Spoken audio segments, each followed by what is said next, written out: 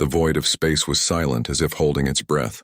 Star systems trembled in the wake of the Galactic Council's latest decree, the annihilation of the Valoran Alliance. For generations, the Valorans had been steadfast allies to many worlds, their fleets modest but their courage legendary. Yet in a cruel twist of bureaucracy and ambition, the Council deemed them expendable. Entire planets were stripped bare, civilizations erased in the cold calculus of political expediency. On the edge of the Andros Nebula, Captain Alara Voss of the Terran starship Aegis monitored the transmission streaming in from the frontier. Her ship, one of Earth's newly deployed warships, was equipped with technologies decades ahead of any Council vessel. Quantum phase shields, dark matter engines, and plasma lances capable of piercing any conventional armor made Aegis not just a warship, but a statement. Reports from Valoran outposts had been chilling. Fleets decimated in orbit, cities reduced to smoldering ash, and messages from desperate survivors pleading for help. The Council's propaganda framed it as a necessary purge, an act to stabilize interstellar trade routes. Alara, however, saw the truth in the reports and in her crew's solemn expressions. Valorans had never threatened humanity, nor had they encroached upon Council territory. They had simply been in the wrong place at the wrong time. Captain, her communications officer, Lieutenant Kale, said, "We're receiving a distress signal from the Valoran homeworld. Karen Prime. It's faint, but it's authentic." Alara's jaw tightened. She knew the risks. Entering Council-monitored space without clearance could ignite a full-scale war. Yet staring at the holographic map, she saw the desperation of the Valoran fleet, scattered remnants barely clinging to life. Humans had always risen to challenges where others faltered, and the crew of the Aegis were no exception. "Plot a course," Alara ordered. "We go in at full sublight. The Council doesn't get to finish this." The journey through the nebula was tense. Sensors picked up Council patrols at irregular intervals, each a potential ambush. But humanity's ingenuity shone brightest under pressure. Using a combination of gravity wells and temporal decoys, the Aegis slipped past enemy scanners with uncanny precision. The crew worked in near-silent synchronization, every movement efficient, calculated, deadly. When they emerged from the nebula, the sight was almost unbearable. Karen Prime's orbital defense rings had been obliterated. Smoke and fire spiraled into space like black tendrils. Amid the chaos, small Valoran frigates limped along the planet's orbital perimeter, trying desperately to ward off the Council's relentless assault. Alara's eyes narrowed. Targeting arrays online. Charge plasma lances. Engage dark matter drives on my mark. Within minutes, the humans were a force of nature. Their weapons, tuned with millisecond precision, shredded Council destroyers before they could react.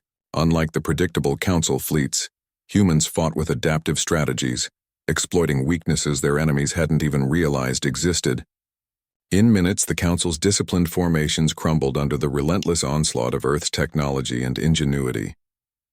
On the surface of Karen Prime, Valoran survivors watched in disbelief. Transmissions from their leaders, garbled and desperate, suddenly included messages of hope. A human fleet here?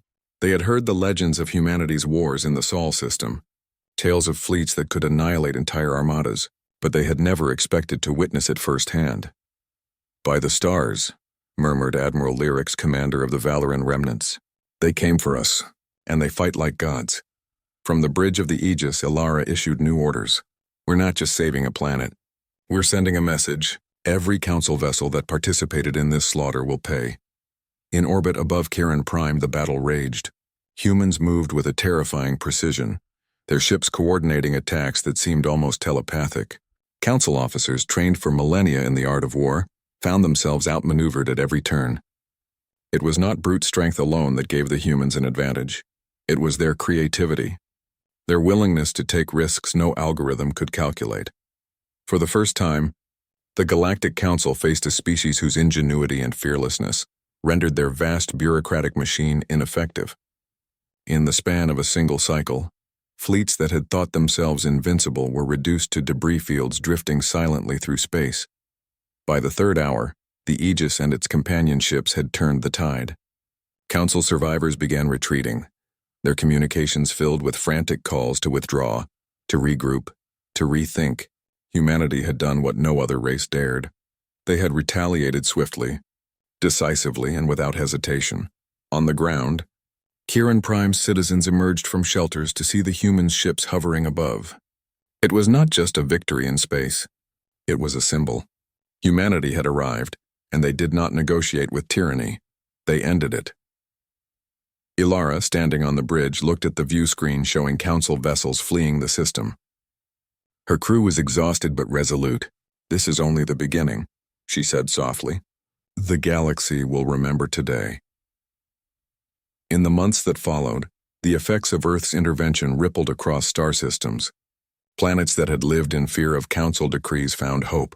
Former allies of humanity sent emissaries pledging cooperation, eager to stand beside a species that had proven itself both fearless and just. The Valorans, though scarred by loss, began rebuilding with human assistance. Their gratitude expressed in every repaired structure, every restored fleet. The Council, humiliated and shaken, convened emergency sessions. Debates raged across their chambers. How could a species they had long underestimated turn the tide so dramatically? For the first time, they questioned the assumptions that had guided their decisions for centuries. In quiet corners of space, humans continued their patrols.